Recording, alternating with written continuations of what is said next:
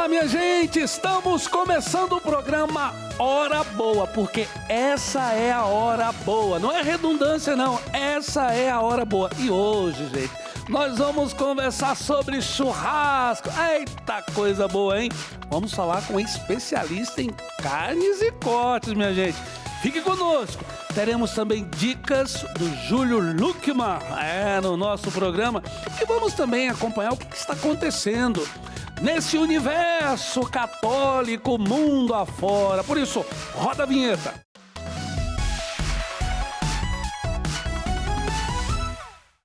Curitiba, região metropolitana, sejam todos bem-vindos. Brasil afora, nos acompanhando pelos canais digitais. E eu não posso esquecer de um público que nos acompanha através da Sky TV. Tem também o aplicativo da TV Evangelizar, hein, Dona Maria? Já baixou o aplicativo no seu celular? É, sim.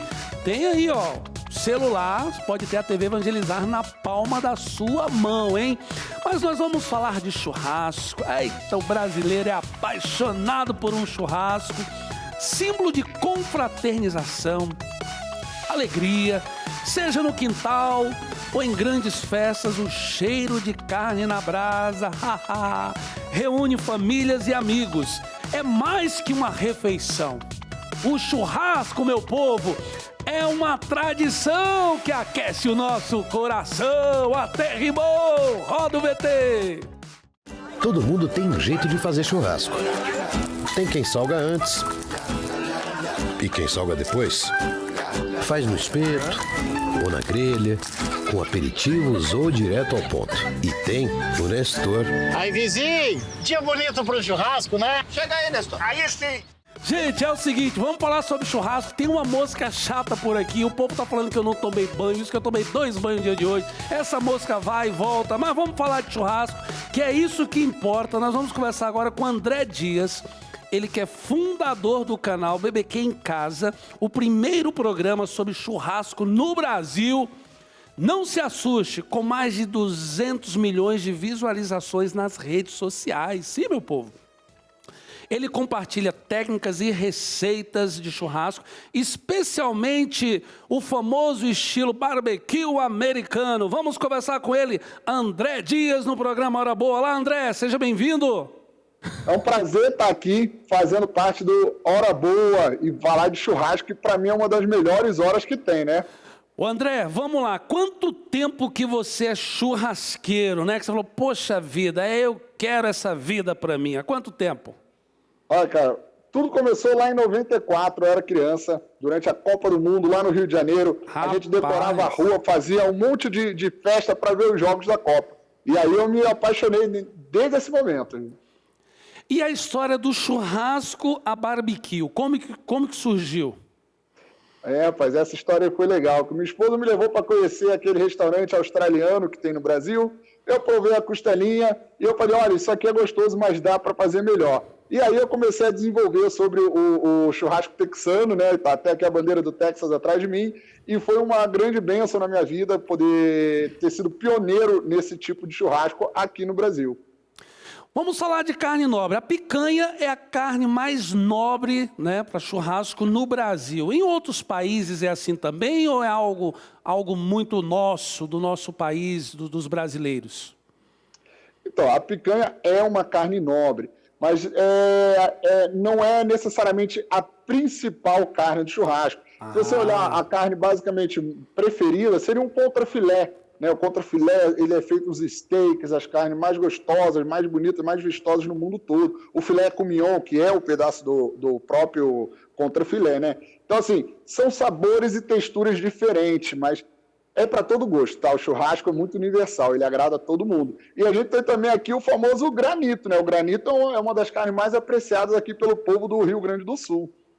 Mas qual que é o melhor corte de carne, no caso, para o churrasco? Você falou que depende um pouco do paladar, do gosto. Alguns é picanha, outros é contrafilé. Mas, na sua visão, qual que é o melhor corte assim, para o churrasco? Olha, William, eu costumo falar que o melhor corte é aquele que a gente pode comprar no momento que a gente vai fazer o churrasco, tá? Porque todo corte fica gostoso quando a gente sabe fazer na brasa. Aquela história antiga de carne primeira, carne de segunda, isso não existe. A gente sabe, né, que como o grande Marcos Bassi explicou, existe boi de primeira, boi de segunda. Um boi bem tratado, ele vai dar carne de primeira, seja em qualquer parte, no dianteiro, no traseiro, toda a parte dele vai ser carne boa. Então não fique preocupado assim, com qual corte exatamente. Porque o churrasco não é só sobre comer, é sobre reunir os amigos, família e curtir um bom momento. Mas deixa eu te falar agora uma coisa, sem querer polemizar e jogando a polêmica para você, problema teu. Vai lá. E o tal do churrasco na airfry? É bom demais, cara. Aí, eu vou te falar. Eu sou um grande adepto, eu faço sempre aqui em casa. Cara, a gente mora em Curitiba. Curitiba é a chuvitiba. Choveu, não dá para fazer churrasco. Pega a airfryer, liga ali no máximo, deixa ela aquecer por uns 10 minutinhos. Pode colocar o seu corte ali que ele vai ficar maravilhoso, bem gostoso, tá? Rapaz, tem várias dicas lá no meu canal. Rapaz, inclusive, esses dias aí, né, tava, como você falou, Curitiba é chuva, e tava aquela chuva, aquele temporal, o que fazer, né? E eu vou falar uma coisa pra você, o churrasquinho foi na airfry e ficou uma delícia, viu? Vai, né? É bom demais. Ficou bom demais. Mas vem cá, e qual a costelinha que é melhor pra fazer com o barbecue? Depende também. Ou tem mais a questão da costelinha de porco, a costelinha de boi? Eu sei que você falou aí, vai do jeito do preparo, né? Mas fala um pouco mais sobre a costelinha aí no churrasco.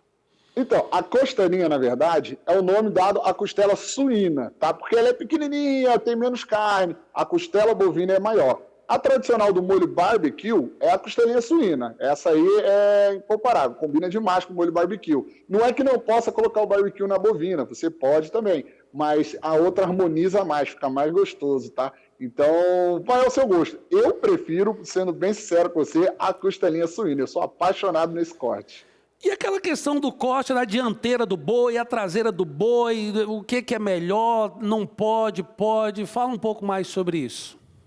Então, os cortes dianteiros, eles costumam ser cortes mais gordurosos, tá? Como o peito, que é o granito, como a costela, são cortes, né? O acém. Agora, quando a gente fala do corte traseiro, é a picanha, a gente tem ali pasto contra filé, maminha, a gente tem bastante cortes que são menos gordos, né? Com menos gordura. Não é que não tenha, é menos gordura do que o da frente, tá? São cortes que são muito saborosos, tanto os dianteiro quanto o traseiro. Aí é aquela história, fica a seu critério o que você quer fazer no seu churrasco. Eu gosto de preparar o boi inteiro, então todo pedaço dele a gente consegue fazer um bom churrasco.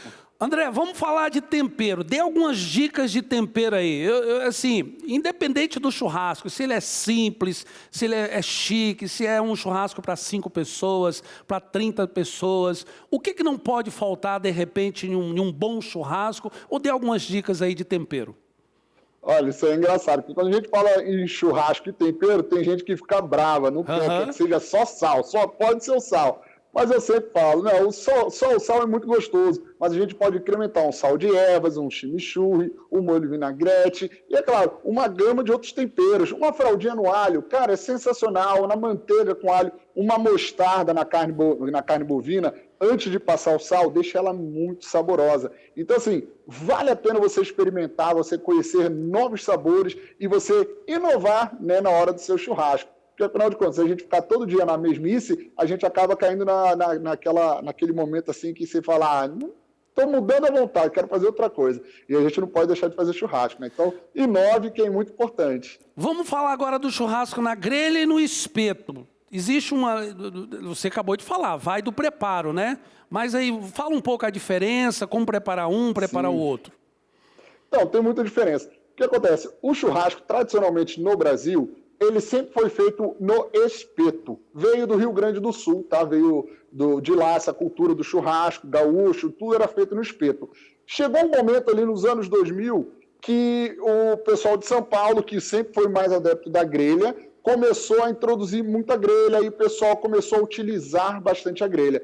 A grande diferença, quando a gente usa espeto, eu sou adepto do espeto, tá? O espeto é mais rápido para você começar o churrasco, é mais rápido para você servir o churrasco, afinal de contas você passa a faca assim, você serve toda a carne de uma vez só, você corta a linguiça inteira. E o principal, você termina o seu churrasco, mas é muito mais rápido. Você pega o seu espeto, você pega aqui a buchinha, faz assim, ó, no espeto, tá limpo. Agora a grelha, meu amigo, faz uma sujeirada, gruda tudo. E vou te falar, para você virar ali 10 bifes na grelha, você tem que virar 10 vezes. No espeto eu viro um espeto só, tá os 10 bifes ali, tudo virou de uma vez só, sabe?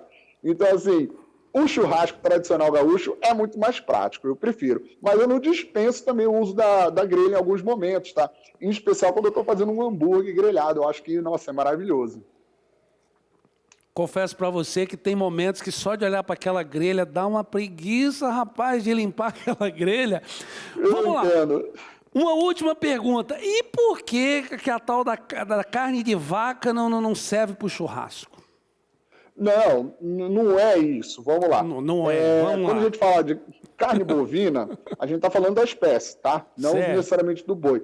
É que a pecuária brasileira trata diferente em qual sentido? A vaquinha vai para o leite. Ela faz reprodução e ela faz leite. E tem um termo que eu não gosto de usar, tá? Mas vou falar aqui, que é o que se faz. Que quando a vaca fica velha, ela vai para o descarte. O descarte é ela ir para a indústria da carne, tá? Então, normalmente é o boi que é abatido e a vaca é abatida também, porém, quando ela, digamos assim, acaba a utilidade dela na parte da indústria do leite. Faz o seguinte, eu quero aqui deixar você agora, eu não vou fazer uma pergunta, uma dica aí de como preparar aquele churrasco, de repente a carne ficar mais macia. Agora é teu momento e aí você já chama pro teu canal do YouTube aí, vai lá. Perfeito. Olha, dica de ouro que você não pode errar. Eu vou falar algumas delas. Primeira coisa, acenda o seu braseiro, deixa ele chegar no ponto que você põe a mão assim por cima, aguenta no máximo 5 segundos. Se passar para 6, 7, 8, 9, o braseiro não está bom, tá? Então ele tem que estar quente. Segunda dica, você tira a sua carne da geladeira pelo menos 20 a 30 minutos antes do tempo que você vai colocar para assar. Porque a carne gelada, ela demora mais para assar e ela pode dar uma endurecida, tá? Não é 100%, mas pode facilitar, tá? Você ganha mais velocidade também. E é claro, o sal, gente, tempere a sua carne com o sal ou o tempero que você for colocar antes de colocar na churrasqueira. E aí, na hora de tirar, você dá aquela bate na carne mesmo com a faca ali para cair o sal, para cair o excesso de sal e ficar só o que você vai consumir. Esse negócio de jogar o sal por último, aquele lá que a gente viu assim o Neuzete fazendo, rapaz, aquilo ali não é muito legal. Eu não gosto, pelo menos, porque você vai comer o sal, as pedras de sal, vai quebrar o dente, não é legal, tá bom? E é claro, entra lá no meu canal, @BBQuemCasa, no YouTube, Instagram, TikTok, todas as redes sociais, no Facebook também. E lá você encontra mais de 1000 vídeos com receitas para o seu churrasco, tá bom? Entra lá, visita o meu site, bbqemcasa.com.br, e lá você vai conhecer uma gama de coisas para o seu churrasco ficar melhor, tá? Gente, faça churrasco, tá bom? É o seguinte, André, o diretor aqui pediu para eu fazer uma última pergunta aí. Qual a diferença, então, do gado Nelore para o Angus, né? Tem uma diferença aí. Tem. A grande questão aí, nesse caso, é a raça do boi. Quando a gente está falando no Nelore, nós estamos falando de uma raça zebuína. Ela tem aquela corcunda aqui atrás, que é o cupim, aquele corte mais gorduroso, delicioso, que, putz, quando você faz ele bem caprichadinho, ele desmancha. Quando a gente está falando do Angus, né, ele é uma raça britânica, outra raça, né? O Nelore é uma raça de origem indiana, o outro é uma raça britânica. E é uma raça que não tem aquela corcunda nas costas e costuma dar um entremeio melhor de gordura, né, por dentro da carne. Por isso que ela ficou conhecida como uma carne mais nobre, por ser uma carne que um boi que consegue desenvolver mais essa gordura. Assim como a outra raça lá bem conhecida também, o Wagyu, que é uma raça que faz mais gordura ainda entremeada dentro. Então confere mais maciez para a carne. Mas hoje, na nossa pecuária brasileira, nós temos um manejo maravilhoso, uma criação muito especial, e a gente já consegue ter os mesmos resultados, basicamente, que se tira de um Angus no Nelore, tá? Então, a gente está aí bem avançado hoje em dia nessa questão da carne. Bacana, André. Gente, está aparecendo aí o canal do YouTube do André. Se inscreva no canal do André. André, muito obrigado pelo bate-papo aí. Valeu, meu irmão. Beijo para todo mundo. Fiquem com Deus. É isso aí, gente. É o programa Hora Boa aqui na TV Evangelizar, falando sobre churrasco. Deixa eu falar uma coisa. Você mora aí num apartamento, não tem problema não. Pode usar air fry, sim. A carne fica uma delícia. Agora, tem que saber fazer também, né? Meu sogro esses dias comprou uma picanha, meteu de qualquer jeito lá na airfryer e falou, essa porcaria não presta. Lógico, não presta, você não sabe fazer, né, o seu Jorge? Tem que fazer direito, sogrão, assim também não dá, né? Gente, é o seguinte, aconteceu por aí no mundo católico, vamos ver. Durante a Páscoa, mais de 12 mil pessoas foram batizadas na França, segundo a Conferência Episcopal Francesa. O destaque foi para os jovens entre 18 e 25 anos, que representaram 36% dos batizados. O número total de adultos chegou a 7.137 e o de adolescentes a 5.025. Um aumento de quase 50% em relação ao ano anterior. O funeral do Papa Francisco será realizado no sábado, dia 26 de abril, às 5 horas da manhã, no horário de Brasília, na Praça de São Pedro, no Vaticano. O corpo do pontífice está exposto para visitação desde ontem, quarta-feira, para a visitação dos fiéis. Atendendo aos seus desejos, Francisco será sepultado na Basílica de Santa Maria Maior, em Roma, em um caixão simples de madeira com revestimento de zinco, marcando a primeira vez em mais de um século que um Papa é enterrado fora do Vaticano. A cerimônia de canonização de Carlo Acutis, conhecido como o Santo da Internet, foi suspensa devido ao falecimento do Papa Francisco na última segunda-feira. Acutis seria canonizado no domingo, dia 27 de abril, na Praça São Pedro, durante as celebrações do Jubileu dos Adolescentes. O Vaticano ainda não anunciou uma nova data para a cerimônia. Aí, aconteceu aí no mundo católico. Eu preciso ir pro intervalo porque esse bloco já está muito estourado. Vamos pro intervalo. Voltamos já.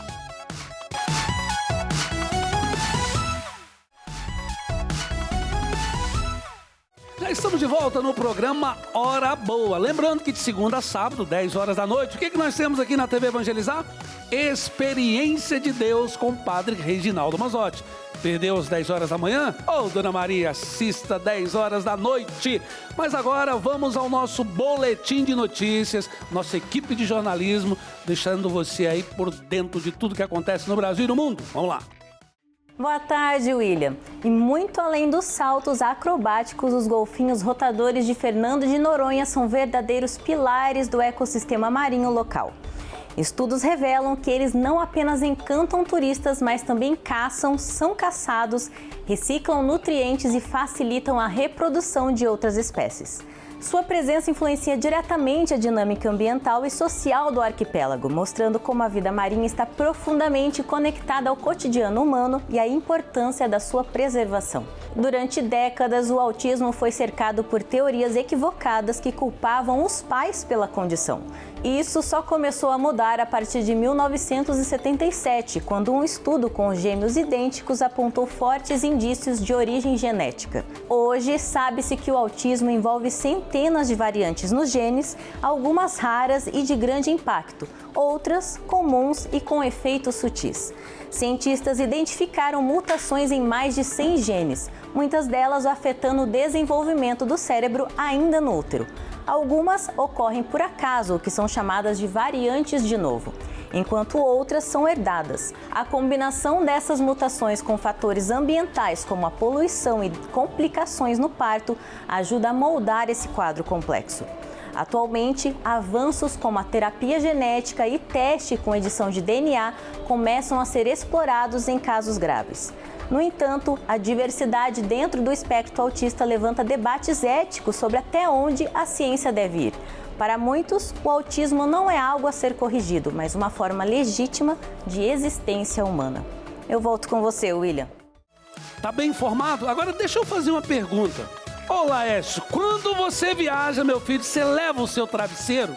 Você leva o travesseiro ou usa aquele travesseiro lá da casa da sogra, do irmão, do tio ou do hotel?